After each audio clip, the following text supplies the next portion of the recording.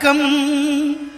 அதுவே ஆனைமுகமெனும் ஓங்கார விளக்கம். சுழலும் கோள்கள் அவன் சொல் கேட்கும். அவனை தொழுதால் போதும் நல்லதே நடக்கும். ஆனைமுகனை தொழுதால் நவக்கிரகங்களும் மகிழும். நல்லதே நடக்கும், நல்லதே நடக்கும்.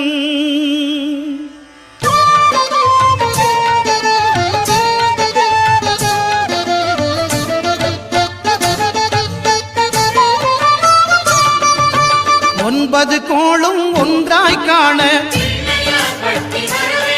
அங்கு கற்பகம் என்னும் கடவுளின் மெய்யில். ஒன்பது கோளும் ஒன்றாய் காண அங்கு